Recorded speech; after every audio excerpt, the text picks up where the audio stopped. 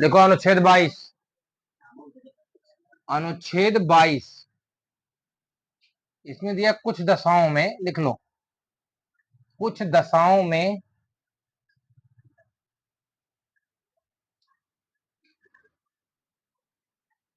निरोध आवलिक रोकथाम, कुछ दशाओं में निरोध आवलिक रोकथाम एवं गिरफ्तारी से संरक्षण, एवं गिरफ्तारी से संरक्षण से संरक्षण, कुछ दशाओं में निरोध आवलिक रोकथाम एवं गिरफ्तारी से संरक्षण। ये बहुत जरूरी होता है, आपके कुछ राइट्स हैं जब आपकी गिरफ्तारी की जा सकती है या गिरफ्तारी की जाती है। देखो अनुच्छेद 21 से पढ़े थे, किसी व्यक्ति को अगर कभी भी स्वतंत्रता छीनी जाएगी तो विधि के माध्यम से उसकी स्वतंत्रता छीनी जाएगी। क्या मतलब है? वैसे तो किसी व्यक्ति में प्राण एवं दैहिक स्वतंत्रता छीनी नहीं जा सकती, अगर छीनी जाएगी तो कब छीनी जाएगी? विधिक प्रक्रिया के माध्यम से ही छीनी जाएगी। जब आप कोई अपराध करेंगे तभी आपको बंद किया जाएगा या तभी आपके साथ कुछ किया जाएगा। उससे पहले आपकी स्वतंत्रता को छीनने का अधिकार किसी को नहीं है, ना तो राज्य सरकार का ना ही किसी का। ठीक, लिखो भारतीय संविधान, भारतीय संविधान के अनुच्छेद 22 में, भारतीय संविधान के अनुच्छेद 22 में गिरफ्तारी तथा निरोध से संरक्षण दिया गया है। इसे निम्नलिखित बिंदुओं के माध्यम से स्पष्ट कर सकते हैं, इसे निम्नलिखित बिंदुओं के माध्यम से स्पष्ट कर सकते हैं।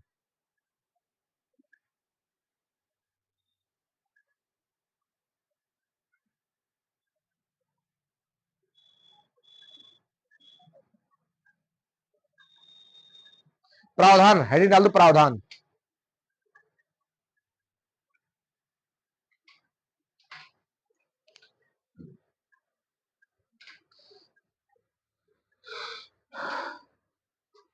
पॉइंट नंबर 1 कर दो, प्रावधान में पॉइंट नंबर 1,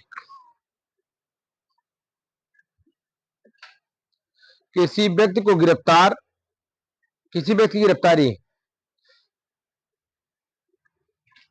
किसी व्यक्ति की गिरफ्तारी बिना उसे कारण बताए, बिना उसे कारण बताए पुलिस अभिरक्षा में नहीं रखा जाएगा।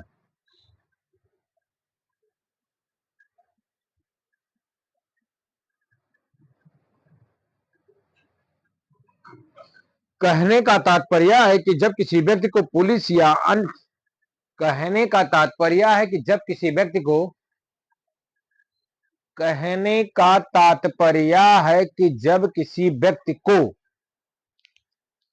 पुलिस या किसी अन्य प्राधिकारी के द्वारा गिरफ्तार किया जाता है, पुलिस या किसी अन्य प्राधिकारी के द्वारा गिरफ्तार किया जाता है,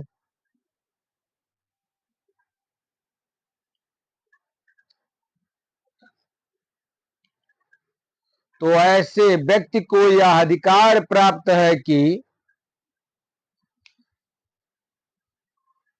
ऐसे व्यक्ति को यह अधिकार प्राप्त है कि उसे गिरफ्तारी का कारण बताया जाए।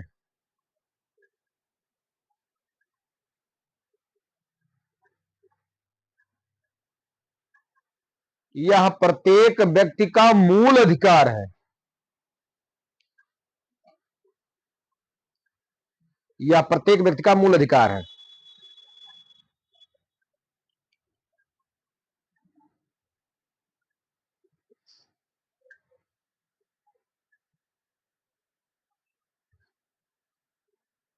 भारतीय संविधान के अनुच्छेद 22 में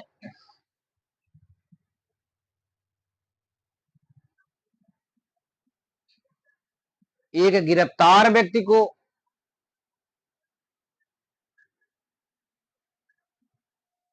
एक गिरफ्तार व्यक्ति को निम्न 4 प्रकार के अधिकार प्राप्त है। निम्न 4 प्रकार के अधिकार प्राप्त है।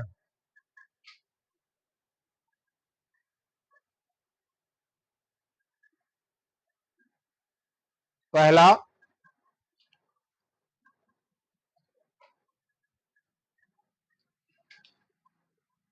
लिखो,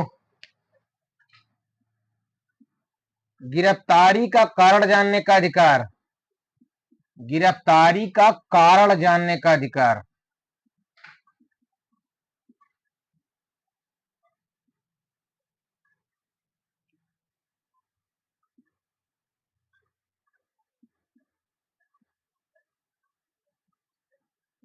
दूसरा,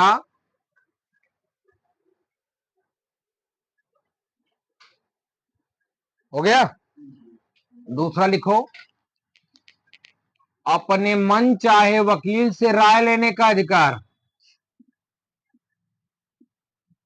मन चाहे वकील से राय लेने का अधिकार।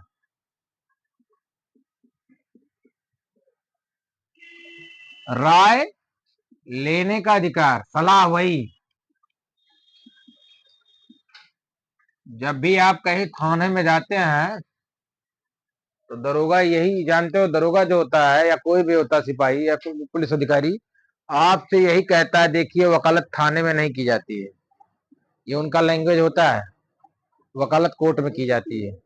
कहता है ना, जब भी आपसे कहे वकालत थाने में नहीं की जाती है तो यही कह देना, भारतीय संविधान का अनुच्छेद 22 हमको यह पावर देता है कि हम थाने में भी आकर के अपने मौकिल को राय दे सकते हैं।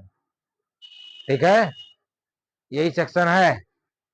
जो व्यक्ति गिरफ्तार है वो अपने वकील को थाने में भी बुला सकता है और उससे राय ले सकता है, और यही सेक्शन हमको पावर देता है कि हम थाने में भी जाकर वकालत कर सकें, ठीक है, या राय दे सकें। तीसरा लिखो, 24 घंटे के अंदर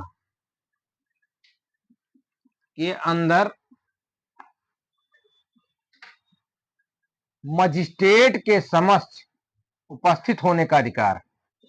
मजिस्ट्रेट के समक्ष उपस्थित होने का अधिकार।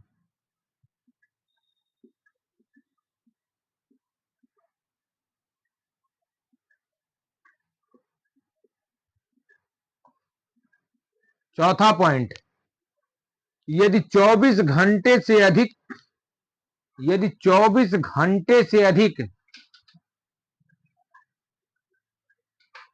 अधिक उसको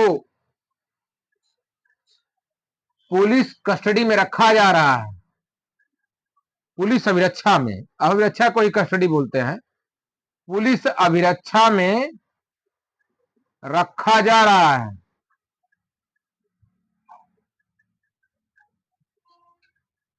तो मजिस्ट्रेट की अनुमति से रखा जाए।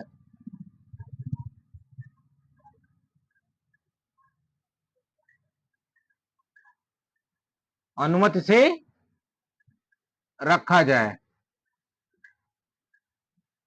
ठीक। कहने का मतलब ये 4 राइट्स हैं। पहला, जैसे कोई पुलिस अधिकारी आपको गिरफ्तार करता है तुरंत उससे पूछो।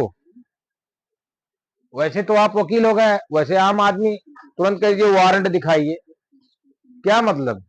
वारंट दिखाइए, तुरंत वारंट मांगिए उससे। और वारंट पुलिस लेकर कभी किसी को गिरफ्तार करने के लिए बहुत कम ही, रेयर केसों में जाती है। नहीं तो कहेगी चल थाने, कदो वारंट लेकर आइएगा तो आइएगा, नहीं तो बजाइए, ठीक है। अगर गिरफ्तार करने के लिए आती है, पहला कारण क्या है? वही जानने का अधिकार। और जानने का अधिकार के तुमको वारंट दिखाओ, मैं चल रहा हूं तुम्हारे साथ। किस कारण, किस जुर्म में? जो अगर कहा इस कारण इस जुर्म में, कोई लिखित दिखाओ कागज, मैं चल रहा हूं तुम्हारे साथ। वारंट तो दिखाओ, वारंट मंगा दे। वारंट लेकर आए तो फिर 9-11 हो जाओ।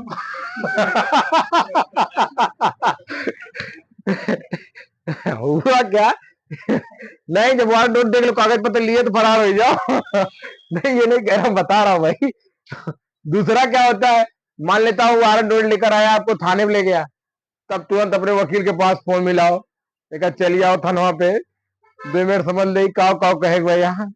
ठीक है, पकड़ रहा है दरोगा में, तो अपने वकील को आप बुला राय लेने का अधिकार, ये दूसरा पॉइंट है। तीसरा पॉइंट क्या है, अगर कोई व्यक्ति गिरफ्तार किया जाता है उसे 24 घंटे के अंदर कहां प्रस्तुत किया जाना चाहिए, कोर्ट में। 24 घंटे के अंदर उसे अपने न्यायालय में मजिस्ट्रेट के समक्ष प्रस्तुत किया जाए। इतना बड़ा जिला नहीं है, कोई जिला इतना बड़ा नहीं जहां 24 घंटे के अंदर पुलिस पहुंचा ना दे, कोई जिला इतना बड़ा नहीं है। ठीक, कि तो रास्ता खराब होगा, 24 घंटे के अंदर उसको न्यायालय पहुंचा देना चाहिए। ठीक, 24 घंटे के अंदर उसको क्या अधिकार है, उसको कोर्ट में मजिस्ट्रेट के समक्ष खड़ा होने का अधिकार है। पुलिस करती का है, चोर को पकड़ लेती 7-7 दिन तक फर्द नहीं बनाती है। ठीक है, पकड़ती, ऐसा करती क्यों है, जैसे मान लेता मुझको गिरफ्तार कर ली पुलिस, तो करती क्या, 24 घंटा जब थाने में बैठा देगी आपको, तो आपका कहीं आने जाने का कोई रिकॉर्ड नहीं रहेगा। तब उसके बाद कहेगी ये फला दिन चोरी के, थानों में बैठाए रहेगी, उस दिन बताएगी। आप कोई रिकॉर्ड, बाहर कोई रिकॉर्ड नहीं ला सकते हैं कि इस दिनांक को, जब फर्जी मुकदमे में किसी को लादना होगा तो ऐसे किया जाता है। फर्जी मुकदमे में लादना होगा, जानते हो, बैठा ले 7-7 दिन 8 दिन। एक तो मेरे मोहल्ले का था, एक लड़का लेकर लड़की को भाग गया, तो उसके बाप को 7-8 दिन बैठाए थे। वो ये हो गया कि मर जाएगा, मारे सदमे में वो चला गया। जो आदमी थाने में कहीं ना बैठा हो, अब उसको छोड़ा, घर पे आया, 4-6 घंटे मर गया। पुलिस वालों की किस्मत सही थी, नहीं थानों में मर जाए तो फिर लेनी देनी हो जाती। ठीक है, तो ये होता 7-7 8 दिन, 10-10 दिन, 15-15 दिन बैठाए रह जाते हैं। अब किसी घर कैसे बैठाए रह गए, तो आप कैसे आप साबित करेंगे। मान लेते आप उनकी कहीं शिकायत करेंगे तो कहेंगे हम तो उसको बुलाए थे पूछताछ के लिए, फिर छोड़ दिए थे, फिर वो चला गया, फिर लौट के आया है, फिर बुलाए हैं। गिरफ्तारी कहां किए थे, गिरफ्तारी नहीं किए थे, उसको खाली पूछताछ के लिए बुलाए थे। या कहेंगे हम उसको पकड़े नहीं थे, कहां हम गिरफ्तार किए थे, कहां रखे थे। आपके पास कौन सा रिकॉर्ड है, कैसे आप किसी को साबित करेंगे। कोई रिकॉर्ड करें, कोई साबित करेंगे कि कितने दिन से बैठाए हैं, कोई प्रमाण नहीं है भाई। तो लेकिन ये मिसयूज होता रहता है। 24 घंटे के अंदर मजिस्ट्रेट के समक्ष प्रस्तुत करने का अधिकार, और जब कोर्ट में प्रस्तुत कर दिए तो कोर्ट या तो बेल देगा आपको, या तो जेल दे भेजेगा। और दूसरी नंबर बात ये क्या करते हैं कि जैसे रिमांड पे मांग सकते हैं, जैसे कहते बड़े क्या, बासाराम को रिमांड 15-15 दिन के लिए देता नहीं था। तो रिमांड पे क्या होता है, रिमांड पे पुलिस ये कहती साहब चार्जशीट, इससे बहुत ऐसी चीजें हैं जो गुलवाना बाकी है, और अभी चार्जशीट के लिए बहुत जरूरी है, इसको हमको कस्टडी दे दी जाए। तो पुलिस रिमांड मांगती है, उसको पुलिस कस्टडी मांगती है, तो पुलिस न्यायालय भेजता है। अगर मजिस्ट्रेट भेज रहा है, इसके बारे में सीआरपीसी धारा 167 में पढ़ेंगे, जिसमें दिया गया है एक बार में 15 दिन के लिए दे सकता है। कितने दिन के रिमांड, अगर पुलिस रिमांड दिया जाता तो एक बार में 15 दिन के लिए दिया जाएगा, कम से कम 15 दिन के लिए रिमांड पे दिया जाएगा। 15 दिन मतलब कि 15 दिन के अंदर ही रहेगा, 15 दिन से ज्यादा दिन के लिए रिमांड पुलिस को नहीं दे सकती। उस रिमांड के दौरान पुलिस उसे पूछताछ करे, थाने में रखे रहे, उसके बाद 15 दिन के बाद फिर उसको लाकर पेश करे। आसाराम को ऐसे ऐसे 15-15 दिन करके तकरीबन 60-70 60-65 90 दिन तक कर सकती है, ये भी जान लो। 15-15 दिन करके कितने दिन तक पुलिस मांग सकती है कस्टडी, 90 दिन तक, 3 महीने तक मांग सकती। जैसे मान लीजिए किसी आसाराम को 65-68 ऐसे कुछ दिनों तक रिमांड में पुलिस रखी थी, बड़ा सरगना था, कहाँ उसका अड्डा है, क्या आता है, कैसे चलाता है, क्या करता है, कितने आदमी थे, कितने लोग शामिल थे, एक एक बात निकलवानी थी ना उसमें, तुम्हारा कहाँ कहाँ से क्या लिंक है, क्या तुम करते थे, क्या बनाते थे, क्या खिलाते थे, पूरा एकदम पूरा प्रचार तंत्र उसका था। विद्यालय में कैसे इतना, कैसे पैसा आया, कैसे सोर्स आया, परिचय क्या, किस पॉलिटिशियन ने तुम्हारा सपोर्ट किया, हर चीजें उससे पूछना था। तो उसको 65-68 दिन तक कस्टडी ली गई, लेकिन 90 दिन के बाद, 90 दिन से एक्स्ट्रा होता वो नहीं देता, कोर्ट नहीं दे पाएगी, क्योंकि 90 दिन तक कस्टडी देने की कही गई है। 90 दिन के बाद कस्टडी आपको पुलिस कस्टडी नहीं दी जाएगी, उसके बाद उसको जेल भेज दिया जाएगा, या उसको बेल दे दिया जाए तो जेल भेज दिया जाएगा, जैसी धाराएं हों। ठीक, अब न मान लेता हूं उपस्थित होने का अधिकार, और फिर क्या 24 घंटे से अधिक पुलिस अभिरक्षा में अगर रखा जाता है, तो जैसे मतलब आपको 24 घंटे से अधिक जब भी रखा जाता है तो ये नियम है कि मजिस्ट्रेट की अनुमति से ही रखा जाए। ठीक, अगर कार्यपालक मजिस्ट्रेट होता है, तो 7 दिन के लिए रिमांड पे देता है। अगर न्यायिक मजिस्ट्रेट होता है तो वो 15 दिन के लिए न्यायिक रिमांड पे देता है। पुलिस रिमांड पे लिए कितने दिन के लिए देता है, 15 दिन के लिए देता है। अब ये मान लेता हूं आपके परिवार का कोई व्यक्ति है, अब पुलिस उसको ले गई, बैठा ली थाने होने में, थाने में बैठाई हुई है, हमारे 3-4 दिन से बैठाई, आप कैसे उसको साबित करेंगे, नहीं था, आप कैसे उसको बताएंगे। पुलिस तो कहेगी अभी हम उसको सजवक लेकर आए हैं, अपने गिरफ्तारी मेमो में दिखाएगी, जब उसको पेश करना होगा तो पुलिस बड़े चालाकी से क्या बनाती है, 3 दिन से बैठाई है और उसको आज पेश करना है तो दिखाई कल सम्मुख हम उसको पकड़े हैं, कल शाम को उसको पकड़े हैं और आज पेश कर रहे हैं आपके सामने, और उसको 7-8 दिन से पहले बैठाई है। ऐसे प्रकरण में जिस किसी व्यक्ति के, जैसे वकील है, वकील बनने जा रहे हो इसलिए बता दे रहा हूं, जिस किसी प्रकरण में अगर आपके परिवार का या आपके कोई का कोई व्यक्ति को 24 घंटे से अधिक बैठा रहेगी, आपको लग रहा है भी बहुत दिन बैठाएगी, या जैसे कोई गिरफ्तार हुआ उसी समय आप एक प्रार्थना पत्र लिखिए और एसपी को भेज दीजिए, किसी तरीके से तत्काल फैक्स करिए, कोई चीज ऑनलाइन करिए, कोई चीज रिकॉर्ड बनाइए, ठीक। अब वो जब पहुंच जाएगा आपके पास रिकॉर्ड रहेगा, आप ये लिख दीजिए कि हमारे परिवार के फला फला सदस्य को फला पुलिस के द्वारा, नहीं नाम पता है कि थाना फला के द्वारा, पुलिस कर्मियों के द्वारा गिरफ्तार करके आज ले जाया गया है, ठीक। ये आप एक पत्र दे देंगे, ठीक। अब उसके बाद में क्या होगा, 24 घंटे जब बीत जाएगी वही आपका रिपोर्ट रहेगा, मैं कहता हूँ 48 घंटे बैठा रहेगी, तब उसी के आधार पर थाना पुलिस के ऊपर कुछ कार्यवाही कर सकते हैं कि 24 घंटे से अधिक बिना किसी परमिशन से बैठाए रह गए। वही एक प्रमाण रहेगा कि आपके पास, मैंने एक देखिए रजिस्ट्री कर दिया था, स्पीड पोस्ट कर दिया था, ये मेरे पास प्रमाण है, उसी समय गिरफ्तारी की गई थी, मैंने तत्काल पुलिस अधीक्षक को कर दिया था, जिले के पुलिस अधीक्षक को तत्काल कर देना चाहिए, ठीक। तो ये प्रमाण रहेगा। एक प्रकरण में एक लड़का था तो उसके पिताजी को 4 दिन से बैठाए हुए थे, तो वो आया, हम लोग हमारे पास ही आया मामला, तो हमने क्या किया, लालगंज थाने की मामला था, तो मैं यहीं से जाने से पहले ही लालगंज थाने पे 2-3 मतलब ऑनलाइन मैंने शिकायत दे दिया कि वे प्रार्थी के पिता को पिछले 4-5 दिनों से बैठाया रखा गया है, ना तो किसी धारा में चालान किया जा रहा है, ना कुछ किया जा रहा है, उनका इस जुर्म में किसी प्रकार कोई योगदान नहीं है, ठीक। प्रार्थी जो है, प्रार्थी जो है घर पे है नहीं, उसके पिता को परेशान करके 4-5 दिन से वाकई में बैठा हुए थाने पे। यहीं से मैं मतलब कि पत्र दे दिया एसपी को, उसके बाद मैं थाने पहुंचा। उस समय वहां पे कन्हैया मौर्य थे शायद, नया नया वो पाए थे चौकी प्रभारी, तो मैंने उनसे कहा कि सर इनको या तो आप चालान कर दीजिए या तो इनको छोड़ दीजिए, तो उसने कहा कि, मैंने कहा इनको 4 दिन से बैठाए हैं, तो कहा कहाँ 4 दिन से बैठा है वकील साहब, हम रोज शाम को इनको भेज देते हैं, सुबह में बुला लेते हैं। तो हमने कहा हम आने से पहले 4-5 पत्र देकर आए हैं एसपी को कि आप पिछले 4 दिनों से बैठाए हुए हैं, अगर इसको 24 घंटे के अंदर हमने कहा सिर्फ हम आपसे यही निवेदन करते हैं, इस 24 घंटे के अंदर, मतलब नहीं इसको 3-4 दिनों से आप बैठाए हुए, हमने पत्र इस बात के लिए दे चुका हूं, और हमको पत्र दिए 12 से 13 घंटा हो चुका है, 12-13 घंटा और आपके पास समय है, चाहिए तो पेश करिए और नहीं चाहेंगे तो आपके विरुद्ध में कुछ ना कुछ हमारी आपकी मुलाकात कोर्ट में होगी, ठीक है। मैंने उनसे बतिया कहा वहां, उसके बाद में नंबर नंबर उन्होंने मेरा लिया, मैं चला आया, उसके बाद भदेसरनाथ पहुंचा था, लालगंज थाने से उन्होंने कहा कुछ करिएगा नहीं, छोड़ दिया हूं। 3-4 पत्र जो दे दिया था उसने भी कंफर्म कर लिया कि हाँ ये पत्र पढ़ा है कि नहीं पढ़ा, उसको समझ में आ गया, और पॉलिटिक्स के कहने पे वो बैठा हुआ था, किसी पॉलिटिकल नेता के कहने बैठाया था, कहे वकील साहब मैं छोड़ दिया हूं, और जब छोड़ा तो ये गांव के आदमी को बुलाकर दस्तखत करवाया, ठीक है, उसी के घर के मेंबर को, किसी को, कि मैंने इनको थाने पे बुलाया था, 10-12 घंटा बैठाया था, फिर भेज दिया रहा। सेफ्टी, वो जान रहा था कहीं आगे बढ़ गए स्टेप तो हमारे ऊपर आ जाएगी आफत, तो जब भी आपके परिवार का कोई बैठाए, आपको लगे कि 4-5 दिन बैठाएंगे, तुरंत फौरन एक पत्र लिखिए, एसपी को फैक्स कर दीजिए, ईमेल कर दीजिए, कुछ भी कर दीजिए, एक रिकॉर्ड, सरकारी रिकॉर्ड बनाइए, जिससे लगे कि हाँ ये पत्र मैंने भेजा है। अब खाली लिफाफा ना भेज दियो भाई, एसपीओ साहब ना समझ पाए का वाइल है। होता क्या है, बहुत से लोग चतुराई करने के बाद खाली लिफाफा पोस्ट कर देते, वही रसीद मिल जाती है, ऐसे रखे रहते हैं। अब वही रसीद के हिसाब से अब पुलिस को भी नहीं सूचना मिल पाएगी, थाने को भी नहीं सूचना मिल पाएगी, अरे भाई ये जैसे एसपी के पास खाली अगर पत्र जाएगा, खाली पत्र गया, आपने अपने नाम से भेज दिया, अब उस पत्र में कुछ निकला नहीं, तो वो समझ भी नहीं पाएगा किस थाने का मामला है, किस थाने में क्या करना है, तो क्या सोना। अब उसी के आधार पे वो 4-5 दिन बैठा है, उसी के आधार पे तो उनके ऊपर कंप्लेंट ठोक दो, तो साहब हम तो दिए थे, देखिए रसीदिया रखे हैं, वो तो माना ही जाएगा ना, लेकिन ऐसा नहीं करना चाहिए, ठीक।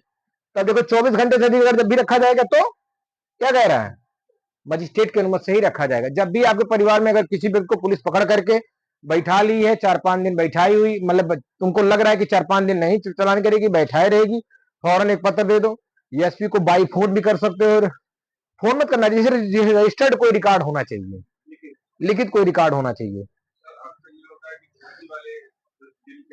छुट्टी दिन नहीं, इतवार नहीं, होली नहीं, चाहे कितना भी त्योहार हो, उस दिन भी मजिस्ट्रेट बैठता है।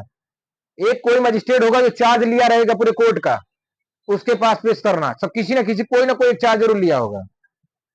जैसे इमरजेंसी में चाहे कितनी बड़ी त्योहार, लेकिन इमरजेंसी में कोई ना कोई डॉक्टर बैठा रहेगा, चाहे पूरा अस्पताल कुछ भी चले, ठीक है, छुट्टी रहे, सारे कर्मचारी छुट्टी रहे, लेकिन इमरजेंसी जो होता है वो बंद नहीं रहेगा, कोई ना कोई चार्ज लिया रहेगा। ठीक। भारतीय संविधान में यह भी कहा गया कि कोई भी संवैधानिक पद है, वो 24 घंटे से अधिक शून्य रह ही नहीं सकता। कोई ना कोई उसका इंचार्ज जरूर होना चाहिए। 24 घंटे सो गए शून्य तो जान लो दिक्कत है। कोई एक व्यक्ति 4 इंचार्ज लिए रहेगा, 4 पद लिए रहेगा, लेकिन रहना चाहिए, खाली नहीं रहना चाहिए उस पद को। अब मान लेता कोई ना कोई मजिस्ट्रेट रहेगा, इतवार के दिन जमानत होती है, मजिस्ट्रेट शाम के समय, एसडीएम अगर 151 107 16 का इतवार के दिन, होली के दिन, हर दिन किसी भी दिन होती रहती है। ठीक। अगर मतलब कि न्यायालय की आप बात देख रहे हैं, न्यायालय में कोई ना कोई एक जज जरूर ऐसा रहेगा, सारे जज भले छुट्टी चले जाए, होली है, एक ना एक जरूर बैठा रहेगा, उसको छुट्टी नहीं मिलेगी, कि वो उसी को पावर दिया रहेगा कि वो पूरा चलाएगा तो छुट्टी रहेगी, कोई मामला आएगा वो हैंडल करेगा। ठीक।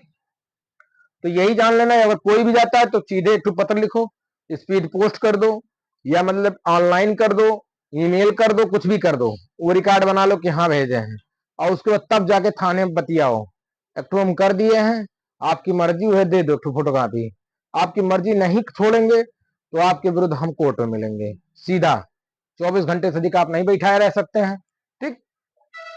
इस आदेश की काफी जो चौथा है, इसके आदेश की काफी तारीफ जाती है क्या? ये चौथा मजिस्ट्रेट की अरे जब मजिस्ट्रेट के समक्ष प्रस्तुत करेंगे आपको 24 घंटे के अंदर, तो मजिस्ट्रेट से कहेंगे साहब ये बहुत बड़ा सरगना है, अभी इस चार्जशीट में हमको 173 की कार्रवाई जो पुलिस करती है, जैसे पुलिस रिपोर्ट में हमको चार्जशीट बनानी है, बहुत सी ऐसी चीजें जानकारी इससे अभी उगलवाना है, और नहीं तो चार्जशीट अधूरी रह जाएगी, ये जेल पे चला जाएगा, फिर बताएगा नहीं, फिर जेल से छूट जाएगा, तो फिर हम इससे सही तरीके से उगलवा नहीं पाएंगे, आप हमको कस्टडी में दे दिया जाए, हम इससे बहुत सी ऐसी चीजें हैं, राज है जो अभी उगलवाना बाकी है। तो पुलिस क्या करती है, पुलिस जब मांगती है तो कोर्ट क्या करती है, परमिशन ग्रांट कर देती है। तो मैंने बताया कि 15 दिन का ग्रांट अगर कोई मजिस्ट्रेट है तो 15 दिन का ग्रांट करता है। उसमें दो चीजें हैं, न्यायिक मजिस्ट्रेट, कार्यपालक मजिस्ट्रेट। न्यायिक मजिस्ट्रेट अगर किसी व्यक्ति को कस्टडी में देता है तो एक बार में 15 दिन से अधिक नहीं दे सकता, और कार्यपालक मजिस्ट्रेट है तो 7 दिन से अधिक नहीं दे सकता। 7 दिन अगर देगा, 7 दिन से अधिक नहीं दे पाएगा, 167 में है सीआरपीसी। ठीक। इसको लिख लो, पहला हेडिंग डालो।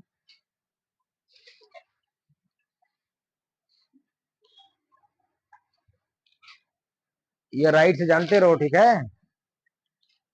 ये जैसे तुम आप ये पढ़ लिए ना, 24 घंटे के अंदर मजिस्ट्रेट समक्ष उपस्थित होने का अधिकार, लेकिन पुलिस बैठाए रहती है, उसका क्या काट है, तो उसका काट यही है, न बैठाओ, तुरंत जैसे गिरफ्तारी हुई फौरन आप सूचना दे दीजिए। ठीक। पुलिस को जब कभी कोई किसी का इनकाउंटर करना होता है, गिरफ्तार कर लेती कहीं और से, दिखाती कहीं और है कि वहां पकड़ा गया, मुठभेड़ में मारा गया। ठीक है, ऐसे बहुत से कांड जो है देखे गए हैं। एक मामला था तो उसको दिल्ली से गिरफ्तार किया गया और ला करके दिखाया गया, या छावनी के पास में वो पुलिस वालों में उसका मुठभेड़ हुआ, उसके पैर में गोली मार करके लेकर आए, और उस प्रकरण में उसने उसने जान तो मेरे पास आ करके भी वो मामला कुछ दिन था, फिर उसके बाद चला गया। वो सोचा भाई अब ये अभी जूनियर नहीं कर पाएंगे, चला गया बड़े वकील के पास। मैंने उसको राय दिया, उसके बड़े भाई को मैंने कहा दिल्ली से जहां रहते थे वहां कैमरा है, कहा हाँ, जिस रूम से गिरफ्तार किया वहां कैमरा, वहां से रूम से कैमरा निकलवा लिया। पुलिस ने 24 घंटे पहले वहां से गिरफ्तार किया था, और 24 घंटे के बाद उसको वहां से लेकर निकल 2 जगह का कैमरा, ठीक, गाड़ी नंबर सहित लिख करके एप्लीकेशन पड़ गया, एप्लीकेशन पड़ गया जब उसको गिरफ्तारी की गई। उसके बाद छावनी में लाकर दिखाएं, यहाँ पे पुलिस के ऊपर मुठभेड़ कर रहा था, गोलाबारी कर रहा था, जिसके दौरान पुलिस फायरिंग में इसके पैर में गोली मारनी पड़ेगी, और जिला अस्पताल में भर्ती किए थे उसको, 15-16 दिन जिला अस्पताल में था। तो ये होता है भाई, ऐसा बहुत होता है, मिसयूज होता रहता है।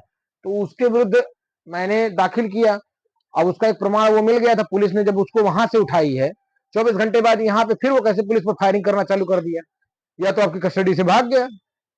और ऐसा कुछ वो लोगों ने मेंशन नहीं किया था कि हम गिरफ्तार किए थे भागा था, ऐसा कुछ, बस दिखाएं कि एकाएक हम एक हाथ लगाए बैठे थे, मुखबिर ने हमको बताया था। पुलिस से यही कहती है ना। सबसे अच्छी बात यह कि पुलिस से ये कोई कोर्ट या जज नहीं पूछ सकता किस मुखबिर ने आपको यह सूचना दी।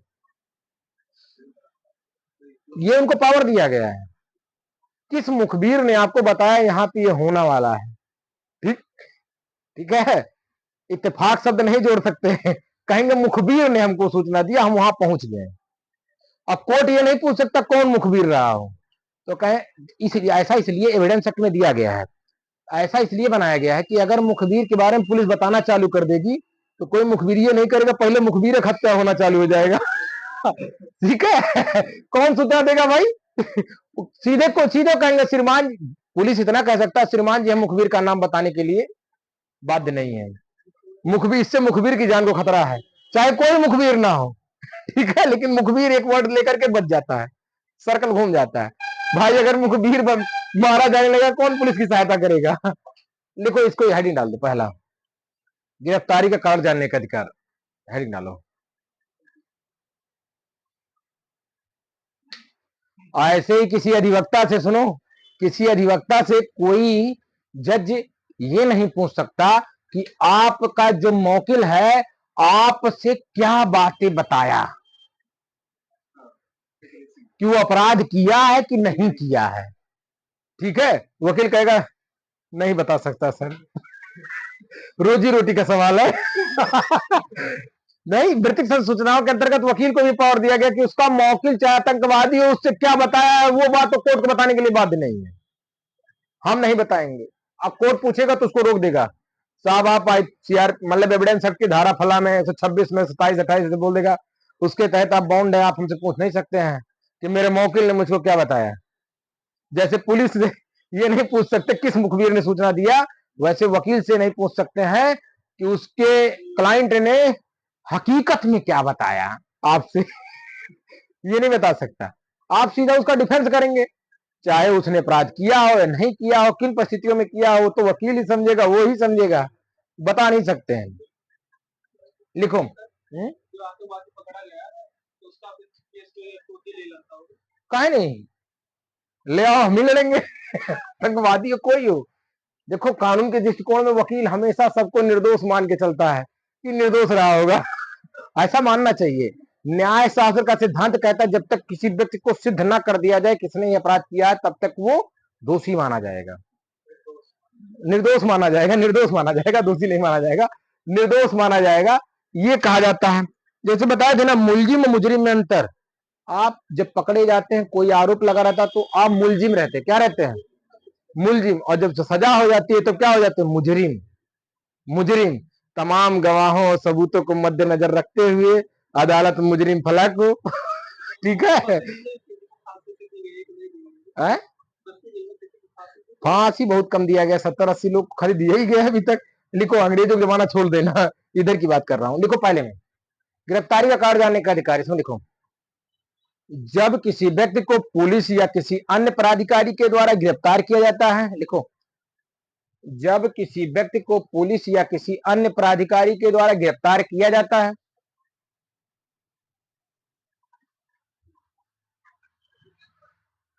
जब किसी व्यक्ति को पुलिस या किसी अन्य प्राधिकारी के द्वारा गिरफ्तार किया जाता है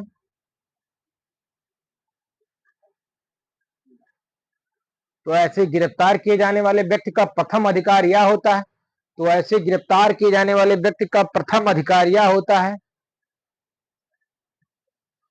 तो ऐसे गिरफ्तार किए जाने वाले व्यक्ति का प्रथम अधिकार यह होता है कि वह गिरफ्तार किए जाने वाले व्यक्ति का प्रथम अधिकार यह होता है कि वह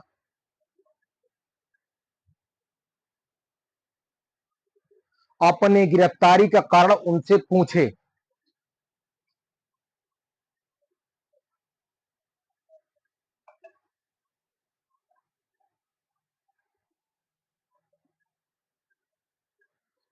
पूछे, हो गया।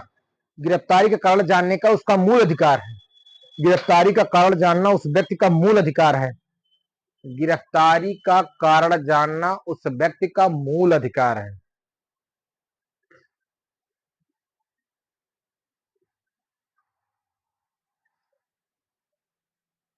ये तो नॉर्मल लोगों के लिए हो गया भाई, कोई व्यक्ति को अगर पुलिस आ रही है गिरफ्तार करने के लिए, चाहे रोड छाप कोई किस साधारण व्यक्ति हो, रक्षा मान हो, वो भी ये पूछ सकता है साहब कहें गिरफ्तार कर रहे हो, ठीक है, उसको गिरफ्तारी का कारण पुलिस द्वारा बताया जाना चाहिए। दूसरी चीज, अगर वकील वकील गिरफ्तार करने आ रहा है तुरंत मांगो वारंट है। कैसे, किसके तहत? नहीं है तो जाओ वारंट लेकर आओ, और जब वारंट लेने जाए तो आप अरे हम ये नहीं कहना, कहाँ भाग के जाइएगा, ये वारंट पुरकी उड़की कर देगा, घर की गड़बड़ा जाएगा, कोई प्रॉपर्टी वापर्टी होगी, ये कहा जा रहा है। और पुलिस आपको कभी भी थाने अगर बुलाती है कि थाने में आ जाओ फोन करके या कुछ भी करके, तो थाने में अगर वकील लीगल वकील हो तो जाया मत करो। ऐसा है तो उसको कह दो सीधा, ऐसा है प्रोसीजर के तहत बुलाइए, हम आ जाएंगे। धारा 41 सीआरपीसी के अंतर्गत नोटिस दी जाती है, 41 का के अंतर्गत, कि हमको नोटिस दीजिए, और नोटिस पे हम तुमको सूचना दीजिए, उसके बाद आप जो तिथि बताइए उस तिथि पे हम आएंगे। न्योता बताया ना, न्योता दीजिए तब आएंगे, ऐसे नहीं खाली बैठे हैं। काहे बुला रहे हो, किस कार्ड बुला रहे हो, तुम्हारे कहने पर हम आ जाएंगे, सब तैयार हैं, हमको नोटिस दो।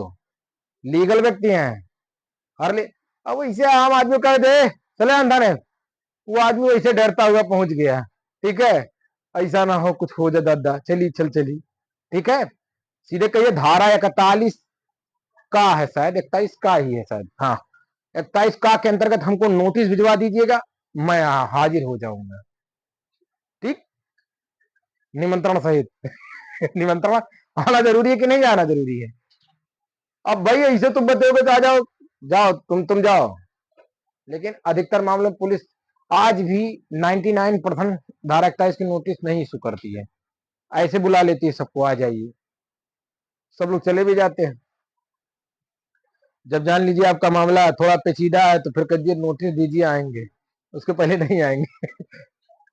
ये तरीका होता है। और वारंट के बिना कभी गिरफ्तार करने फौरन उससे वारंट मांगिए, और वारंट जब तक वो लाएगा बनाएगा तब तक आपके पास बहुत टाइम है, नेपाल नजदीक है। नहीं कह रहा हूं भाई, नेपाल नजदीक नहीं है, बता रहा हूं। क्या कह रहे हैं? पुलिस आएगी। अरे नहीं तो वो अपार का वायरलेस कर देगा तो क्या करोगे? अपने फॉरेन में चले जाओ यार, धनी है। ये नहीं कह रहा हूं कि भाग जाने के लिए। हाँ? रिकॉर्ड वाली बात नहीं, मैं ये नहीं कह रहा यार, रिकॉर्ड होने वाली बात देखो नहीं। देखो पढ़ाने के साथ देखो कोई चीज दिमाग में बैठाना है तो बात कह रहा हूँ, कोई अपराध थोड़ी बता। आप कहाँ भाग के जाएंगे पुलिस के पास, देखो वो कानून अगर शिकंजा ही कसना चाहेगा जमीन कम पड़ जाएगी फिलहाल। लेकिन जैसे लीगल राइट हमारा यही है कि अगर हमको गिरफ्तारी की जा सकती है, अगर लीगल व्यक्ति है तो आप पूछिए वारंट लाए हैं, सब कुछ क्या है आपके पास, कोई कागज है, कैसे आप गिरफ्तार कर रहे हैं? गिरफ्तारी कागज से काम नहीं चलेगा खाली, ठीक है, आप मुझको वारंट भी दिखाइए तब मैं आपके साथ चलूंगा, ऐसे आप कैसे गिरफ्तार कर सकते हैं? ठीक है, लीगल राइट है हमारा जानने का, वो तो मजाक में कहा जा रहा है कि आप धर लीजिए नेपाल, ठीक है। पूछताछ के लिए जब भी बुलाइए तो लीगल राइट, अगर वकील वकील आम आदमी है चला जाता है भाई, सीधे कहिए 41 धारा 41 का की नोटिस दीजिए, मैं आ जाऊंगा, जिस दिन आप बुला रहे हैं उस दिन आ जाऊंगा, लेकिन हमको नोटिस चाहिए भाई, नोटिस नहीं देंगे तो मैं नहीं आऊंगा। वो आपको बुलाने के लिए बात नहीं, आप कुछ कर नहीं भी सकते हैं, सीआरपीसी पढ़ाएंगे। है? समझ जाएगा, लीगल आदमी है, ठीक है। हमारे पीटे तो 166 में है कारसी, उसी में है, आईपीसी में शायद जो संशोधन हुआ उसमें आ गया या इसमें है, नए पुराने वाले में है, 166 ए में तहत दिया गया है, 166 ए अभी है, उसके तहत अगर पुलिस मारती पीटती है तो उसके ऊपर भी कार्रवाई हो सकती है। भारतीय संविधान का अनुच्छेद 20(3) क्या कह रहा है? आत्मविशंसन से संरक्षण, हमको आप मार पीट नहीं सकते हैं, मारने पीटने की राइट्स आपको नहीं है। हो गया, ये पहला हो गया, क्या लिखे हो?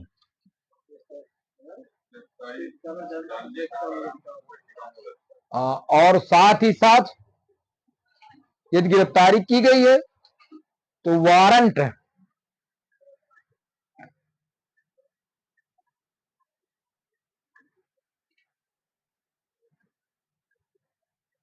मांगने का भी अधिकार है, वारंट दिखाइए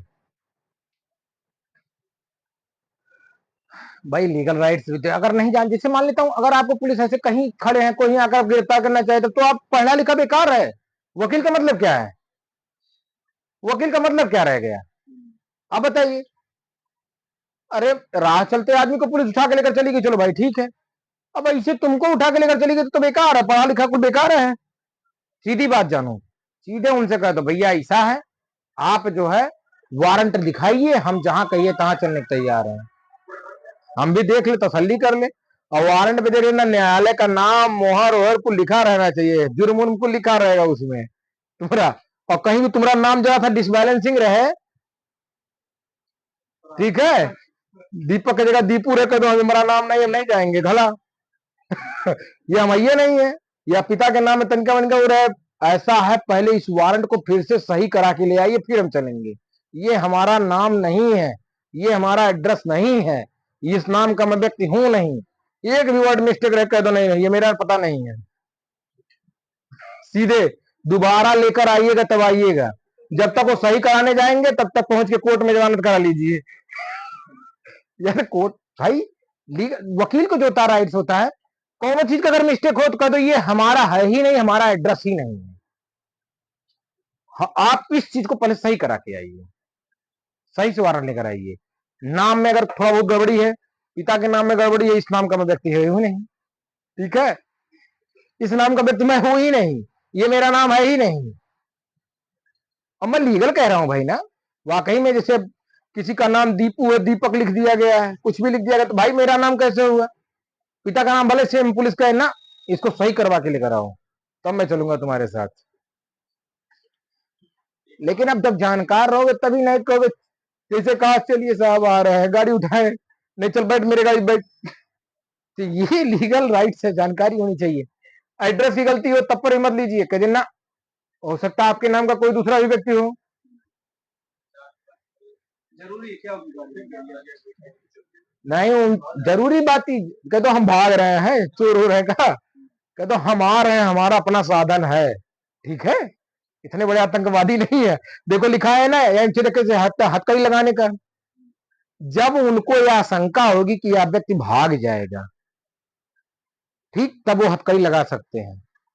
नहीं तो हथकड़ी लगाने का कारण भी लिखेंगे, अगर हथकड़ी लगाया है तो उसका कारण लिखना होगा, आपने उसको हथकड़ी क्यों लगाया, वो भी आपके प्राण एवं धन स्वतंत्रता का एक भाग को छीन रहा है ना, समाज में बेइज्जती हो रही है, हथकड़ी लगकर जा रहा है ना, हो रहा है कि नहीं हो रहा है? तो राइट्स लिखो, दूसरा लिखो, अपने मन चाहे वकील से राय लेने का अधिकार।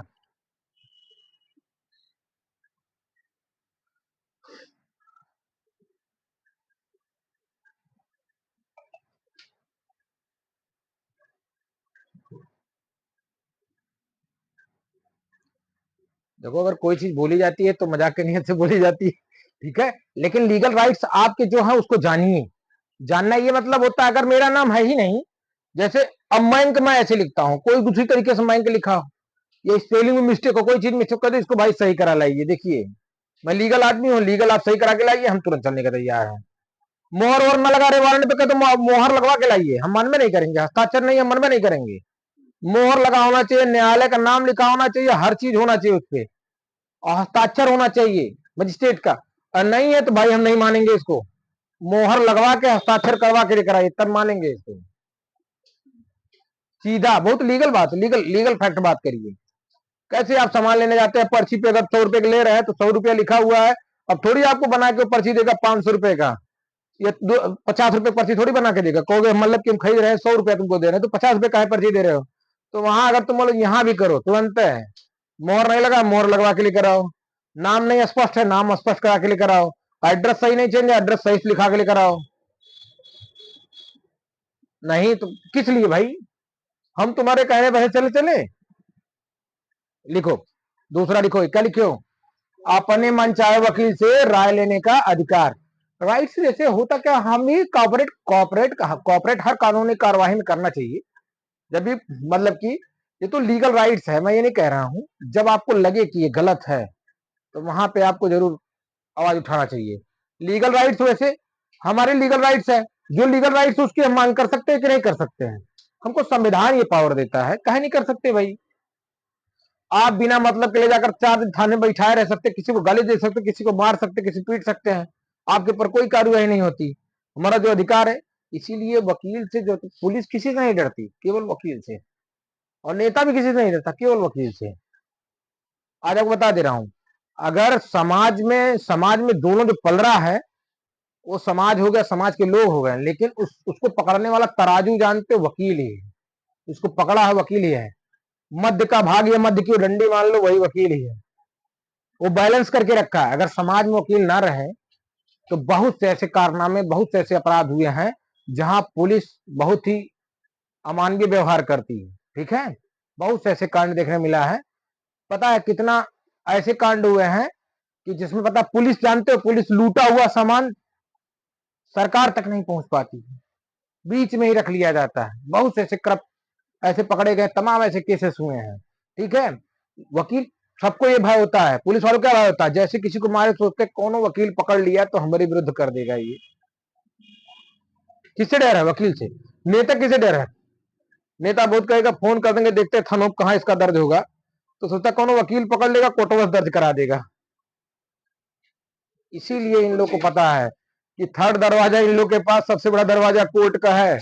वहीं दारे दाखिल करेंगे, वहीं बुलाएंगे और लपेट में जाएंगे। लिखो, और जरूरी है भी नहीं, अगर नहीं होता तो जैसे कहने वाला, अगर कानून के तहत अगर वकीलों को ना दिया गया होता तो फिर समाज में पता है मनमाना व्यवहार करती, पुलिस मनमाना व्यवहार करती, नेता मनमाना व्यवहार करते। बैलेंस कौन बनाए रखा? वकील बनाए रखा। देश की आजादी के लेकर आज तक वो अपने अधिकारों को लेकर लड़ता चला।